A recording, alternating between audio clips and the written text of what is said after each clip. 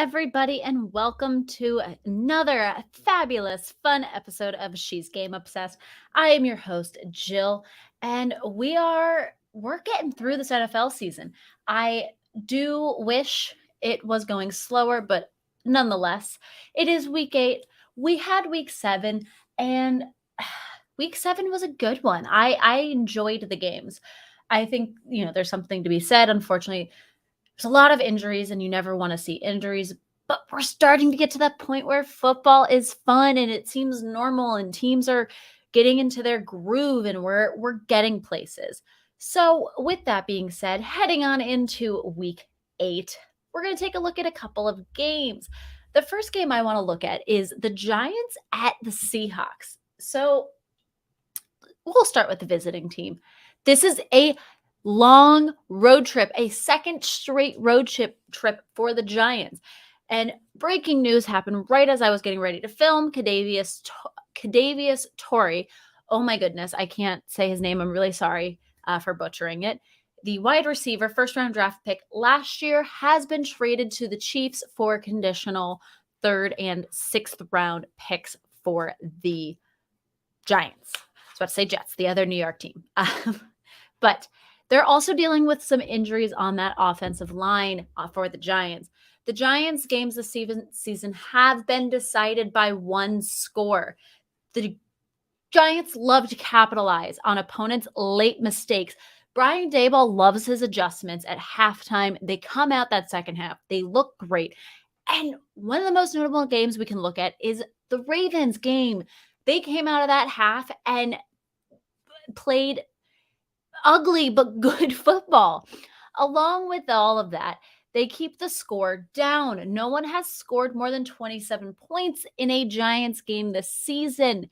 And the combined point total for both teams has never gone above 49. Now, on the opposite side of the ball, Seattle, they're number 5 in the league in points per game.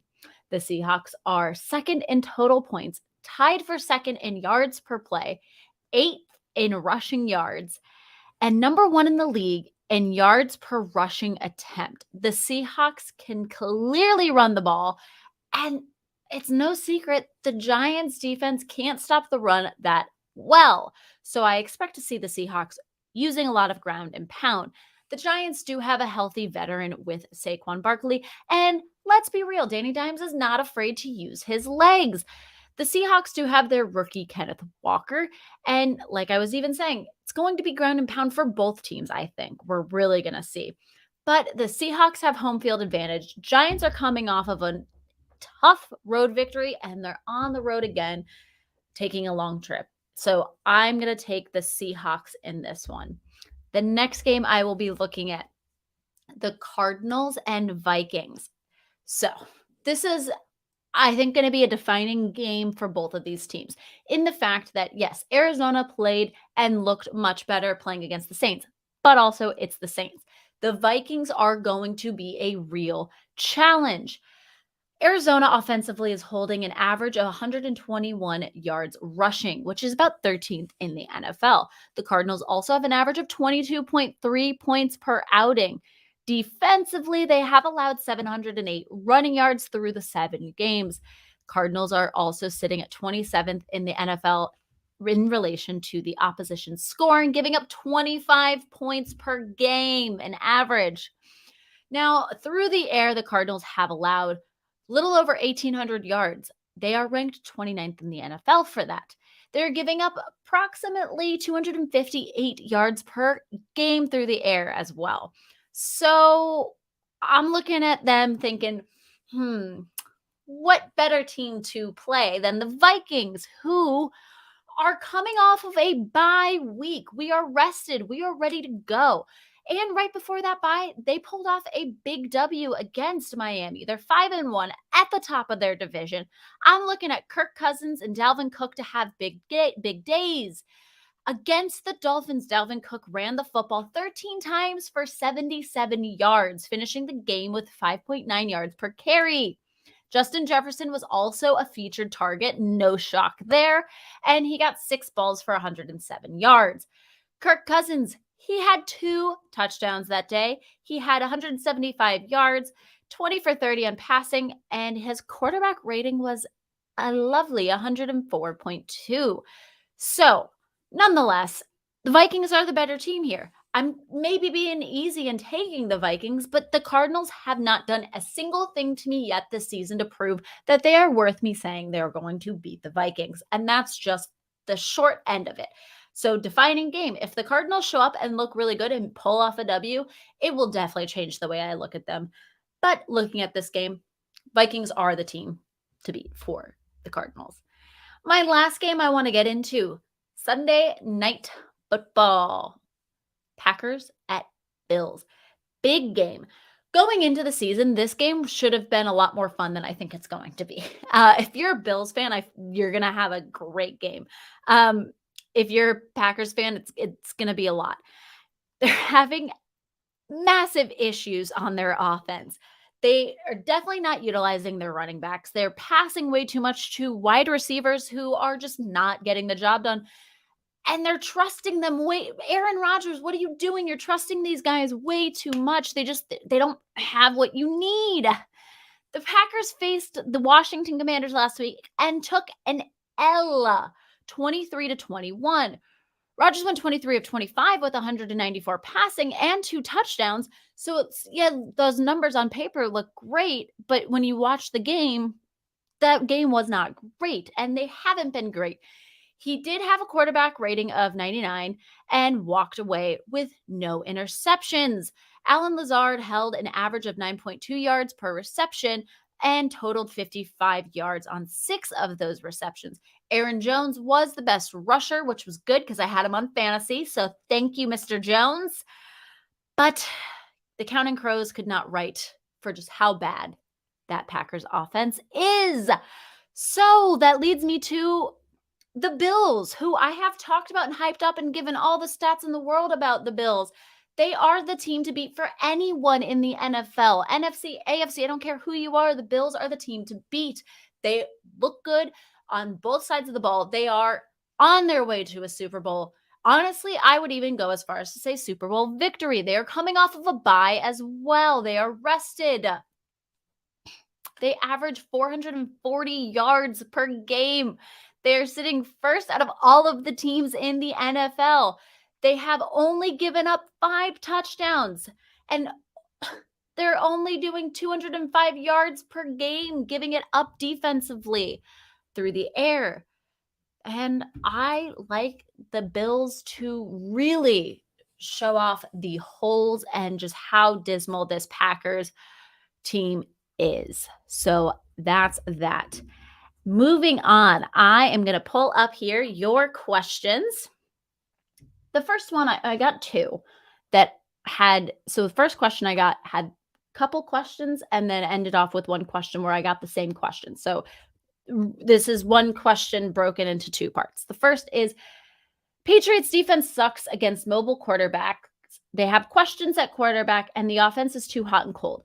Let's do a quick breakdown. The Patriots have definitely been struggling to offensively run the ball, and they can't do it against even bad run defenses.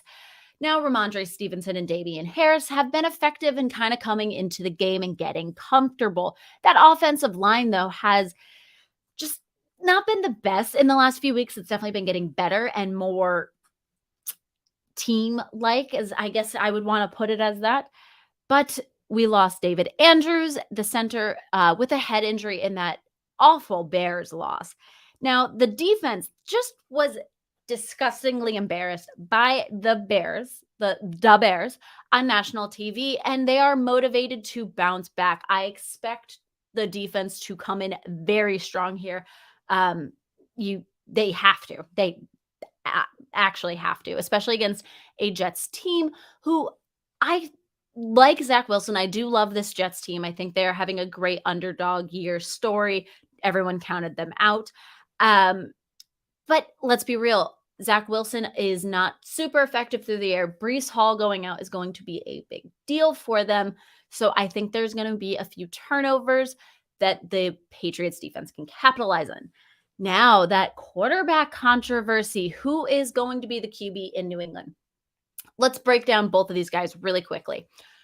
Mac Jones, he came back after suffering his high ankle sprain and played against Baltimore. And he made it through the game, but let's be real, it was not the best showing. It was mediocre realistically. He has 799 yards on the year, 2 touchdowns and 6 interceptions. Those are not great numbers. You do not want to see those numbers. I'm sorry. I know he came off of having a great rookie year, but there seems to be a lot of regression in Mac. Now, Bailey Zappi, who I did speak about last week, Boca Raton Bowl offensive MVP. And I have to repeat that because I go to the Boca Raton Bowl. I'm planning on going this year. It's at my local college. Gotta do it. Bailey Zappi has 781 yards so far on the couple of games he's played, 5 touchdowns and only 3 interceptions. Those are much better numbers. This is not the first quarterback controversy that Bill Belichick has been through. We saw him do it with the Browns, if any of you remember that. But we also then saw the infamous Brady Bledsoe controversy. So he's no stranger to this, and he's no stranger on having to deal with it.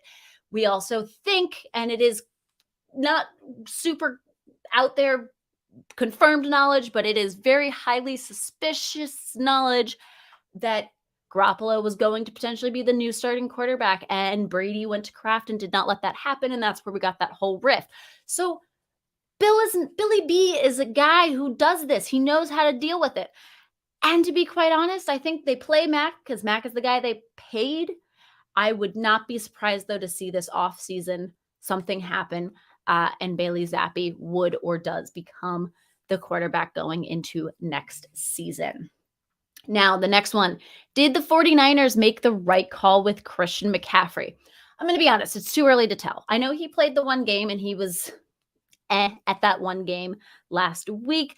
But again, he had just arrived. He read a playbook on a plane. He didn't really get practice reps in. So I can't judge based off of that performance alone. Now, this performance against the Rams, division rivals who they've already beaten earlier this season, is going to be a big deal. And Sean McVay has voiced that he's upset that they have this weapon. The Rams were also looking to get him as a weapon. So this will be a fun game, I think, especially watching just that Shanahan McVay back and forth. But I think one full week of practice, settling into that 49ers offense, getting used to play calling the playbook, I think it's a good idea. I personally am a big fan of the trade because I love Carolina's potential to rebuild here. Matt Rule is gone. They can bring in a new coach, and then they have, seems like, unlimited draft picks to just get this team going, and I am excited for them. Sean Payton, where is he coaching next season? So kind of running off of that one a little bit, I would love to see him with the Panthers. Nay, I'd also love to see him with the Broncos. I think those are 2 real contenders to look at seeing him with. Now, there's a third one I'm going to throw in there because there is not necessarily rumors, but there's talks. People are bringing this point up. Is Harbaugh done in Baltimore if they do not make the playoffs? I personally do not think so. But if that is true, Sean Payton and the Ravens with that offense, with Lamar, I think it could be a lot of fun. I would like to see it, but that's more personal. I really don't think that's going to happen. I think the top 2 spots he lands are the Broncos and Panthers, and that's that. The next one, this was a comment, and it was just Joe Burrow is a beast.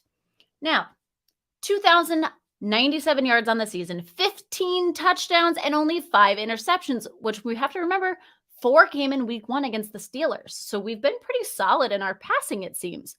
The past 2 weeks alone, the Bengals seem to be bouncing back. That hangover is gone. Joe Burrow threw 6 touchdowns through the last 2 games as well. I wanted to point that out. So yes, he is a beast. He's coming back, and the Ravens better watch out because the Bengals have turned it on. The last one I got. Can the Seahawks win the division? At this moment in time, the 49ers are their only true competition, which as consistently inconsistent the 49ers have been. And it seems like every year they just get plagued with all these injuries. So I think if the 49ers can continue the path they're on and stay healthy, I could see the 49ers being the one to take the division. But in true fashion of the 49ers, I don't think they can continue staying super, super hot. Can the Seahawks win? I absolutely think so. Cardinals will not get it done. There's no way. I might eat my words. I'll laugh at this at the end of the season if Cardinals are the winners of that NFC West. But I really don't think they can. I personally, there's not anything through 7 weeks of football they've shown me where I'm like, yes, those are the guys. And the Rams just absolutely stink. I think there's a lot of injuries, and I think there's a lot more going on behind the scenes that we're not necessarily hearing about, which is understandable. It's not for us to hear about, but I wish that they were a lot more realistic uh, on their end with what's going on. But otherwise, that is it for me this week on She's Game Obsessed. I will be back next week to regular scheduled programming, doing my 2 episodes a week. The last couple weeks just been crazy, a lot going on, but that has all slowed down, which is great. So I will see you all next week. Bye, guys.